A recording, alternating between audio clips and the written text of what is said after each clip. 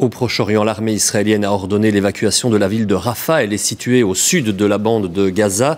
Des opérations militaires ont commencé. Impossible d'en prédire l'ampleur, mais il n'est plus question, vous l'aurez compris, du moindre cessez-le-feu. Attention, certaines images peuvent heurter. Didier Hilderive, Mathieu Van Winkel.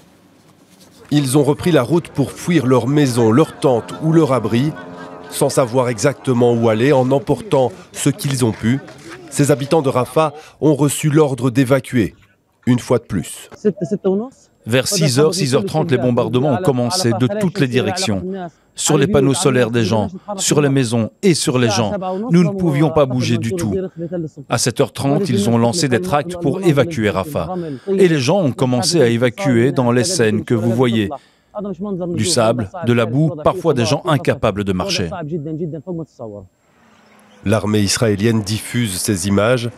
On y voit des soldats israéliens en mouvement autour de Rafah. Infanterie et chars encerclent les quartiers. Devant leur avancée, la population prend la fuite. Les Israéliens nous ont dit où nous devions passer. Ils ont créé un chemin sécurisé.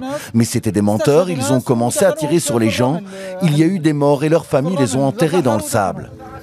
Un cratère dans un rassemblement de tentes. Israël visait ici un haut responsable du groupe terroriste, le Hamas. Ces funérailles sont organisées immédiatement. Ailleurs, les frappes israéliennes sont incessantes. Le nombre de victimes civiles collatérales est énorme. Cet enfant est le seul survivant de sa famille après une autre attaque israélienne.